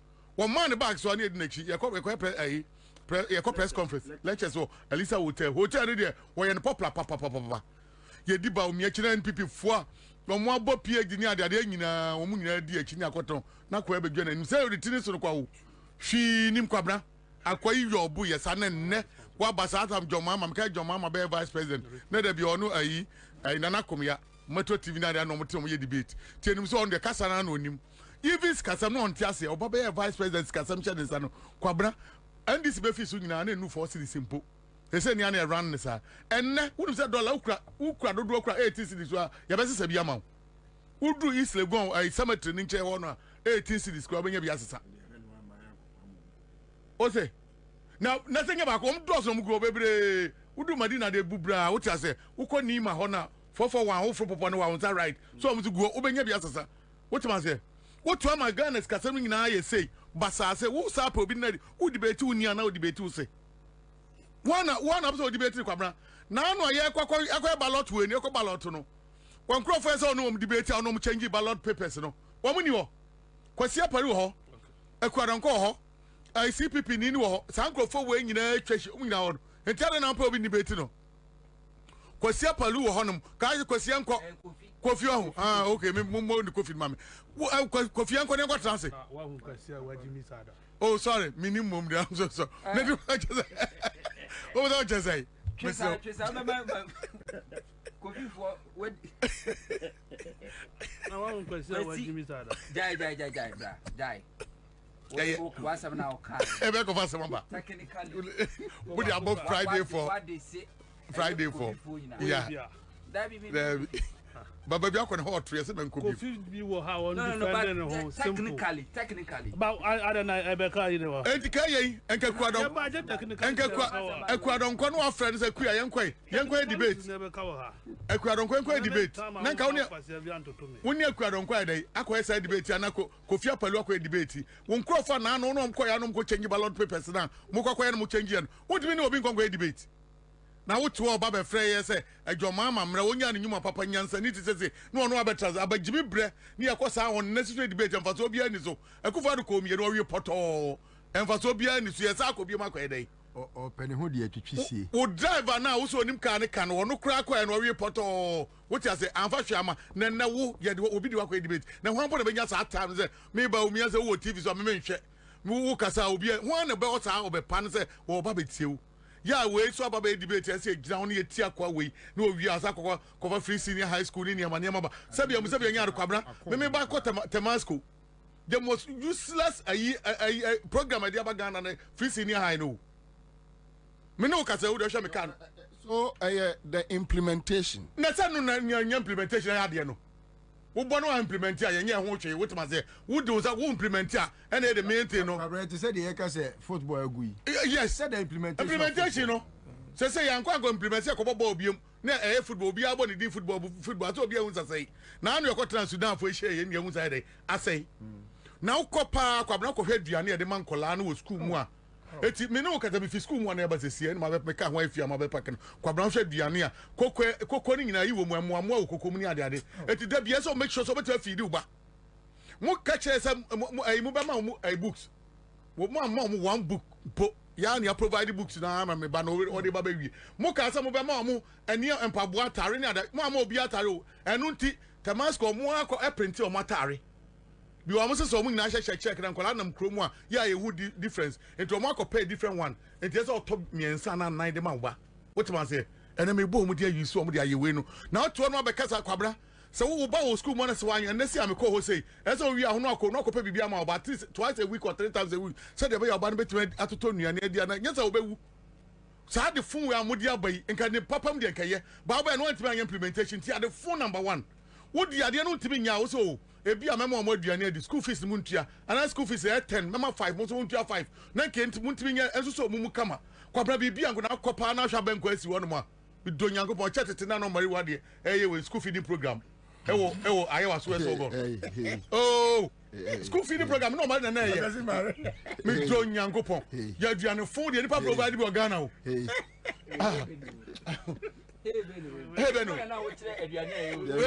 You make a cost of living. Yet me nam ni enya sika enya implement enko no ntia ya ko stress niama ye nya sika o mari ni bi misu ni bi tia se ko round ye ko stress sika I call say nyan and say say ria abeno say timi ye nsuo wiro bi na say na say di nkola na was awurade we the child nkola awurade Yesu Kristo o mari wa de oba wiase na adwuma wa ya wa bre o wiase de but say ken na mama obi nima ye kwa no mo twa picture no ma je number no ma je saa ne nnamu an say say nkatia ma ko ni ne ma nya 1 day 2 days o pa to ko galamsey me kwaso what man say mo di ba hwa ne no ya de ba consultancy officers no mari wa de yire yire na lead ene hwe ade no so me boa galamsey ya be ko gara ba mari wife na ye we chief one aduane da so no matron senior man ene consultancy officers lead here ready Yesu Kristo na ba ko prisons boss ho no abele nkwe all respond to omari wa de ana me no me say kwabra me say say me compare aduane no mo ye o secondary school man kwala na now they compare there's no difference between omari wa de and then now senior high school what man say in terms of what yo yema obi ba di ibrebi no ene na yema oba di no nyam na me ma anyi kwa yin bi o na you talk na me so ko so ja no ye no bi nya na ko so wo ni wo ska ya ko stress anti ebi ni se wo ka ho bi we dey aba ni dey ato no ho se obeye ba no dey obi ko gi contract so oye na na ya was sport bi wo mampo your friend ebi ni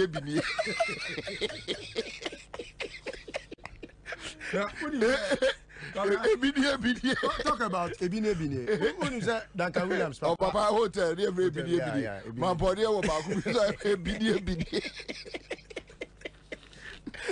Kabra, and to one of the so be, yeah, the idea na shane sa one and case of shadow not to near my ye. Nen ko ye no sabe now justifies why you be papa be to announce room. Any man ko yo. Oko school man kwala ni nyina fon fon sa da bia obi kofie da bia omo kofie ayi clinic bia ho no so no ko de kra ni wona para ho entis esa wo ba yare a esa e fro na abefa abade ne ko sanko a me ko kwala omo kofie more than 20 omo ko e na me ka say now free as a chess na koye Berma 135 yeah na onshema thank you ubusa me ka say was me ye Berma ada ya was matter no de ada was my 35 unsem ye Berma eso so onhwe bi kwabra sa na nti se me wo na obi on ma ne banko enko school obi onim de ekoso no oto no ogege so am say na nti ka ogi school fees 1000 cedis and 1000 or 2000 but enen ka bibia correct kojo ebo nti person chese a term no committee ento enya juma entua na force tua enwo mo hwe o mani nyina nyesa na o mo ye ni nyina mo to agua afa by force mo ye bibi mo so mo nya hwe ade na mo provide hwe na de ya ne so mo be kenke no mbe no makope enam nka ho bibia nka only kenken mako it's a fact say timi de mom bia 1 week 2 weeks kenken ku a kwabra what man see na me tumre ma che say na mani abre say ba mi anhwe ye no antra ba bi no keka sanse bi oni akufu ado won be hye ni babu abufuo because eniema ekoso no nya de papa eno tire wo mu an me bo afa ndisi fo no eno na say mu mi enu me dwa mo papa eno me tie program wo liso wo anyway bi ona hu talk kan sem bia na nsem ne ye pa na Ghana fo tie ba bia na Madina station wo Ghana for tia semi kama na mo agina no asibone dia kwati parliament awye ntie akwa ya dia jabata parliament awye ye jabata do parliament awye ye jabata ye sin ne obey ni ye ye den papa we me si andi sin ye nyina ye speaker of parliament jabata ye so jabata wonu timi ne honto wo mo di asema ma me best 2000 we ina me timi kana sem bi e wo muntie ni radio good ba kwa ina me sa kana sem papa ye nipa boni ni number 1 NDC enko ye nyina jabata so parliament jabata say enne yan twa de ebo 1 o'clock na de ombe kokko de omza kanti no parliament miye and then after the parliament obi na go yes also what's it there o ba no be dru pe o fifa no ba was here enne de was here enne kwa bra me se papa ye nipa boni ni and this only da me so onye satman this your power no so onya djuma nge okọ ifrasa so randia be mane nko e no be sun abonte e ho na e form 3 wise men onya bibi standogbe yes yam form 3 wise onya bidi ya wo frɛ na no se twetwe no papa we nipa boni ni o se enne de wo ka ho no ama na alista mato nwuram o se enne de wo man kola bedi di mpanifo atem wo wie na odwane gya nkola no wontie wotuma se ejabata se enne de ebi ni ebi woni show betima ye me se enne de wono no ama nkola di mpanifo atem wo fie ama wo wie odwane gya nkola no alista na ohu gya mabuzo na odwane eso first wono ne nante wono no suma san krofo no nko ita djuma no wono djuma dia wodi organ na me say NDC nko ye nyina enne 127 against 37 against Babin nipa boni ni nti eniema boni nyina kufadu ye nyina wono pass ye And then what was all your sure sanka obi na teso MPP for na komunya this opposition and kebeko say ejabatas no nipa boni ni bia ni papa we say na this for retire papa we over nka awufuo ho so omo bapa wa aka 2 months enka mpo no omo bapa we wo mo fa nka awufuo ho omo hwe no mama na even transport and oye the right now woni wano do be ye bia me mo consider anything makati ni ko ne ho ntokwa wo makati dem eda omo ka so mu yi na kotom na say wey enkokoye who pay the most dangerous person in West Africa? Babi and first obedi second. Makati ni me 750 enko. And me call ye. And not the radios with you no sabi work can kwasi asem. So adi papa no ya. What do you ya? Me see ni pa yin papa yin ti mod. Papa yin so issues no. Ya kwa what you say? Ya be call issue no so. Na mo tell say we wie ya bre ya kwa bai. Anadwu ba ha me say kokuma say. Ya kwa bai ka ho ya kwa bai. Ya be wini awie ni ase. Ya consider the speaker biom. And can me say can you na no soldier form the to call no dey so we dey ka langard ayipa na dey be rawo ya man ni hwi bio one man board bi kura so da ya ni mama wo bika was say party no akwa wo ni jeje the difference ni mo wo ni jeje the difference ni ejabata so be ntu ya cha no na ba ya parliament e dey na akwa wo ye kwabna mate me nko mani wutima say e fa na aduri galamsey no galamsey so okay me ntu kakra Osi okona aseme monko enti mama ka atiso nko Debi o osi okoka isi yisi dia okay ampa galamsey wose boy yisi parliament jabata wona me ko me pacho bon poma me we need time we are for so we need time Fatima say makati chesemani bra brand papa we ko de mafato makati tikakra ko ti bibra why not the time all right thank you member back to studios Daniel Adu is here on your Facebook page. We have Tisa Jacob. Thank you, Kwabna Kwedu, and so Ewa has say. And members, my go so Chiamunina. Also, Ochiamuna, Moano ascending me. Kwabna media, wicked one. Chaze, Mijula. Gone up. I mean, chat a thief for Narrafo. Lady BT Mufi Cantaman, so Abna Duku Grace, or so Chobia. Men Pebby was some tea. With the evidence, Men Pebby was no, but hold on. Mr. BT exhibitor. There be only on top. Yes. I don't think that there be a man and mamma crassamon from my. Oh, sir, that's a wrong statement. Wrong statement. I will answer that question. Beautiful question demanding no answer. It can be. No. It must be answered. A wrong statement. Because we are accessible. Because we read and respond to messages, and they will reach out to us. To insinuate that we don't read. You can decide. You can decide to take it however you want to take it. I don't care. But as far as I know, these are messages sent to. Please. How are you? I'm fine. And one. So, I'm missing it.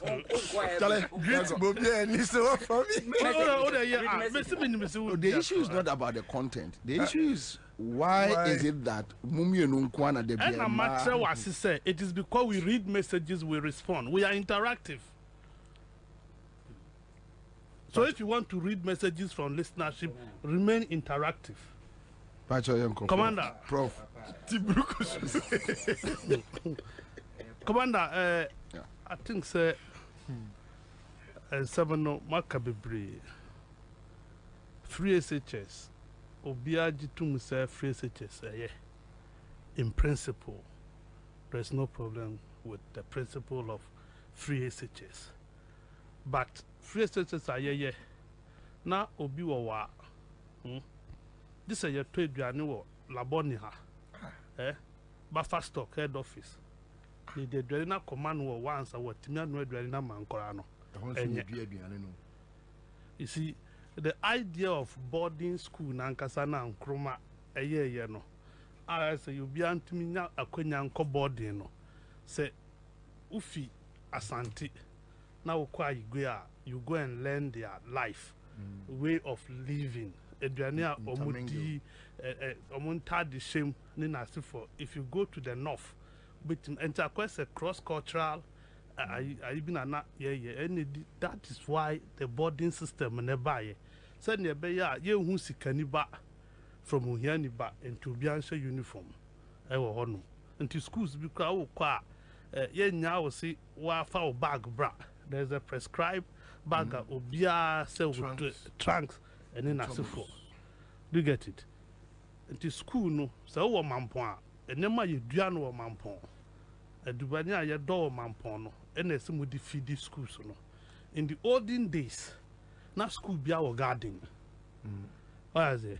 Entino, ye to and your man fi school garden. Na ye dia feed the schools no. Nya ye nya bino, nya kukruma koto. That is the idea. So add more the way near share so the year school feeding. A dima basic schools no. Near a what gender hono, sanity. And now me new can say, ye turn your man all abonia. Muiria, but fast talk away cantonment. Abon hand your turn your man in the chair. Ain't a being caught. Any acrity in Numa Amaya home. Oba Kufonia one region so supply secondary schools a Wagana Hanina Ebiani, ever one regional. You can imagine the amount of money and paye. That is the idea. But fast talk at dear why you don't know. And boy, ya no money contract no. They get it. Boy, ya no money of your almost supply. See, and school no cost school 2 months. No more be transfer 3 months. Yeah, cost school, secondary school, now you 3 terms. And then you 2 semesters. Semester there university language. And a term no a secondary school. Ni basic in term with how many months? Yeah, say in a year and we are going to 3 terms. And tonight you have 3 terms. 3 months each term. And then I have 2 months in, 3 months out. Technically, so I could not fit 3 months. I dear was school in no apapa. So will be a slow learner. What it means is that we're wasting the time. So nipa pani na mami ni school me fa teacher man will fee. Now what classes are it's a waste of everybody's time. Enunti enane aban printed past questions man krano. Just to make up into osuya past questions. Obeko exams not pass it there because we see how to solve questions, but they don't understand the concept behind Adina Omusiano. Uko secondary schools to moon now overcrowding. Dining hall are mabruso. Some dining schools are more in shifts, in batches, and kunyani ho. These schools are more strong alumni bodies. No, all students see right mama no make me see 500 beds. Ama omo school ni na asikọ no. Omo na omo ye relief kakra. Omo makani na. All the big schools and schools are all crying alike. That is the danger. Double track is still in progress. So we are aware. This is what we are. Double track koso. Me call school first year form 1. Me di me top box ko see her. The last time I me ma me top box so. Na ya wie school. Matro wasi SSC ya wie me kofi. And ma fa na me fa. And at the close of every term and a semester biano. And crano so omo chop box ni omo mattress. Any e biano mu di ba fie. E bie school a or sa so sa de ni de akọ. Ya ye way 7 years in ye. They've not been solution to it. Ye shas ye. Na ni aban ka che ni so oh do mama yen to ye bone yen shas ye. As we progress, ye be biem we will build the infrastructure. Me boa. E di nema be ka ho no bia ho aheha no. 7 years after implementing free SHS. Commander, send it na netie. Oh, now I will forward to Zampa free SHS, but the fees you pay before Babeko school, Mekai Kwakoton prospectus, he spent over 8,500.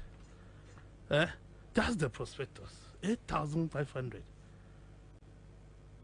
So how free is the free SHS?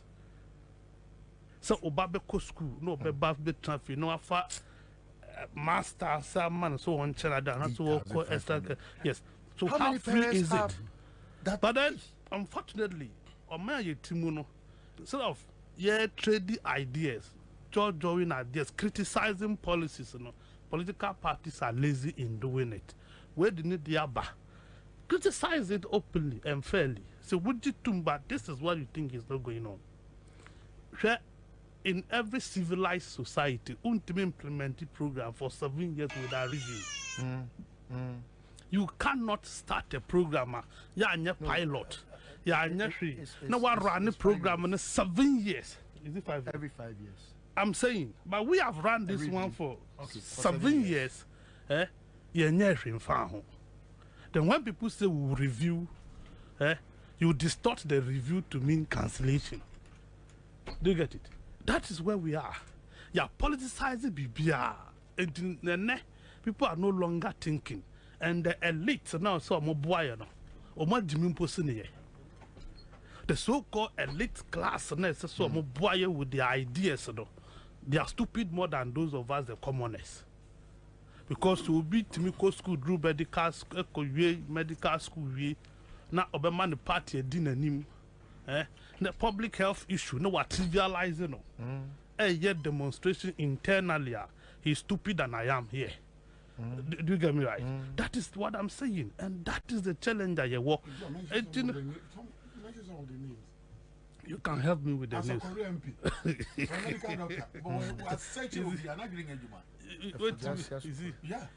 And no, and the year can. And you say, I am a money with the policy bar in the formation stage. You criticize the policy, no. You debate policy, no. Once we debate, you make input, we make input. You be film near the be day. I'm saying, yeah, and you know, say, would be about the year discuss? So be a say, yeah. But people are complaining about the implementation. Why not implementation? Jay Kufuor spoke about implementation. Even Ken Ofuria Tanana or your finance minister, no, he was against some mood. We are not implementing PSHS, no. But I say, as Akufo-Addo is bent on undoing Kufuor. Is he? Yeah, Kufuor said it. But for Akufo-Addo, he wants to say, why you be seeing Kufuor? Or no aim, no goal in this politics is that it should be able to be over and above every politician. See, Abeka so Akufo-Addo abeye ni Akufo ntimi anye.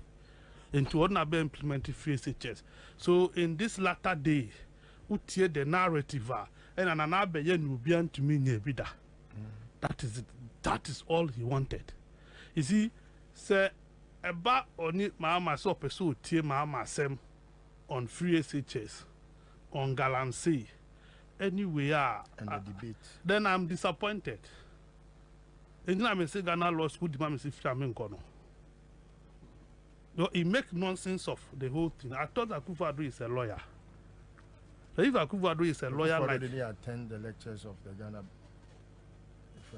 law school. Oh, okay.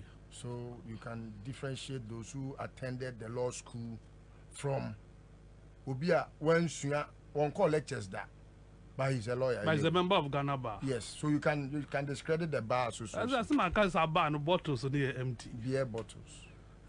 You see, this is why I'm saying, Commander. Nanadu. Nanadu Danko Akufo-Addo. Before ordering the presidency, Tucson, he is putting his presidency online in fight against galamsey. Now Mahama was opposition leader. Did he invite Mahama? No. Did he seek Mahama's position? No.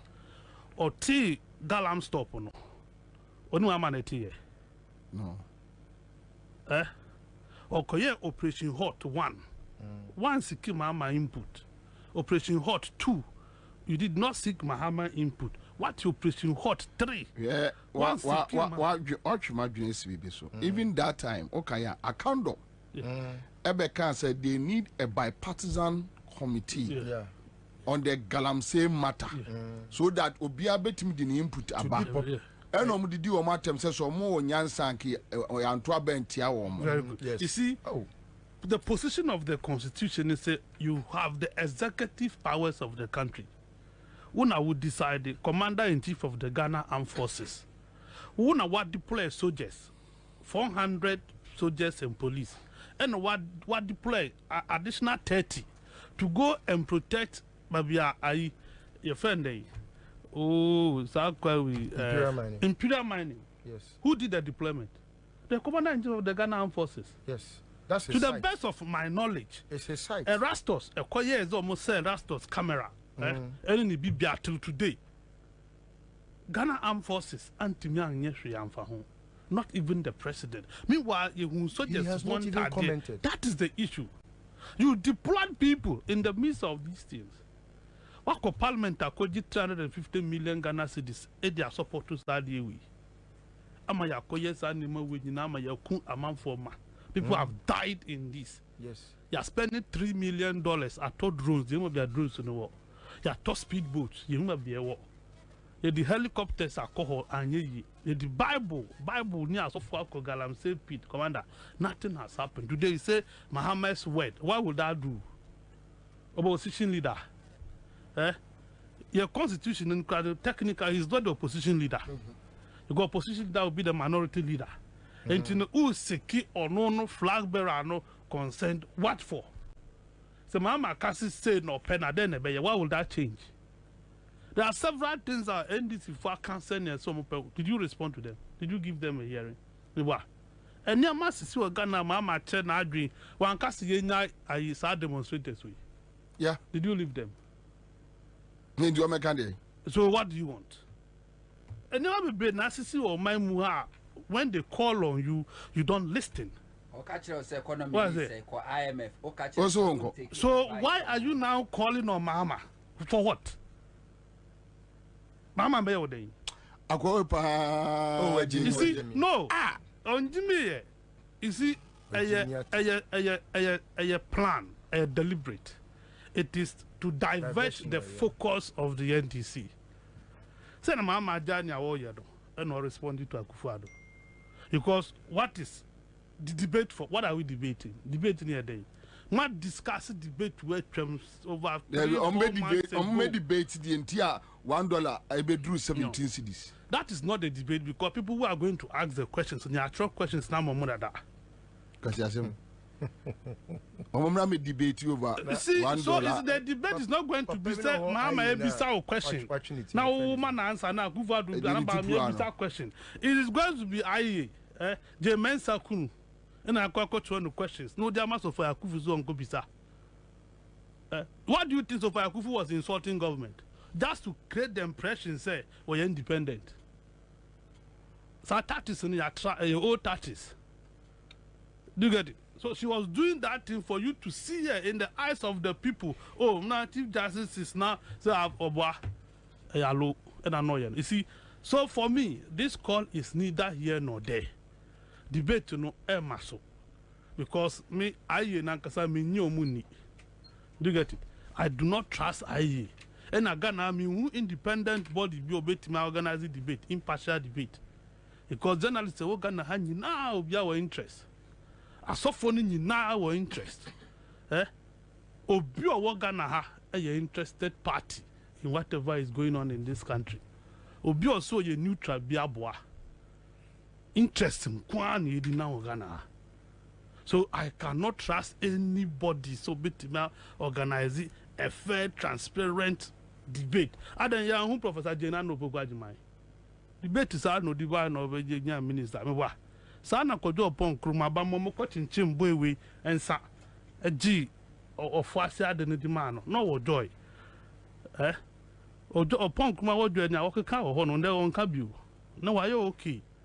That is it. So me I don't trust anybody when it comes to this. So it's saying this for the debate na to Joma. Oh, debate in the Joma no. So you don't need to dwell on this. Tell people 2 months into election. What are the issues at stake? And then John Maman cry or boom did.